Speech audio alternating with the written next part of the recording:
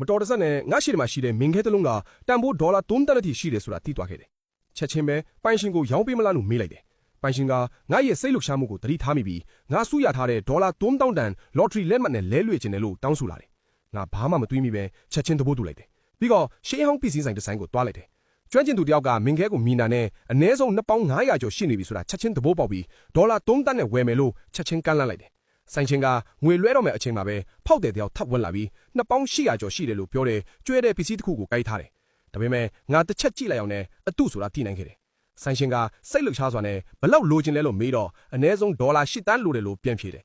ငွေလွှဲတော့မယ်အချိန်မှာငါချက်ချင်းတားပြီးဒီအိုးကတကယ့်အစ်စ်ဖြစ်ရင်တန်ဖိုးကြီးမှမလွဲဘူးလို့ပြောလိုက်တယ်ဘေးနာကဖောက်တဲ့ကဒီအိုးကိုကျွမ်းကျင်သူတွေစစ်ပြီးသားလို့ပြောပြီးအတုဖြစ်ရင်ဒီနေရာမှာပဲဖျက်ဆီးမယ်လို့တောင်ချိန်မြောက်လာတယ်ဒါနဲ့ငါအိုးကိုကင်ပြီးမြေပြင်ပေါ်ကိုပြင်းပြင်းထန်ထန်ချလိုက်တယ်သူကဒေါသထွက်ပြီးဒေါ်လာ8 သန်းကျော်ပေးရမယ်လို့တောင်းဆိုပြီးမပေးရင်ရဲခေါ်မယ်လို့ချိန်မြောက်လာတယ်ဒါပေမဲ့ငါအေးအေးဆေးဆေးစွာနဲ့အပိုင်းတစ်စော့တစ်ခုကိုကောက်ယူပြီးခဲ့တဲ့နှစ်ကထုတ်ထားတယ်ဆိုတဲ့နေဆွဲကိုပြလိုက်တယ်အဲ့ဒီအခါအိုးကအတုဆိုတာထင်ရှားသွားခဲ့တယ်လိမ်မယ်မှုပေါ်ပေါက်သွားတော့အဲ့ဒီဖောက်တဲ့ကပစ္စည်းကိုယူပြီးထွက်ပြေးသွားတယ်ဆိုင်ရှင်ကငါ့ကိုအရန်ကျေးဇူးတင်ပြီးစုသဖြင့်ဒေါ်လာ1 သန်းထပ်ပေးခဲ့တယ်ငွေရပြီးတဲ့အခါငါအမေရဲ့စေးကုတာစည်းပေးဖို့စေးရုံကိုအမြန်သွားလိုက်တယ်အဲ့ဒီမှာလူတွေအများကြီးစုပြုံနေတာကိုမြင်လို့စူးစမ်းကြည့်လိုက်တော့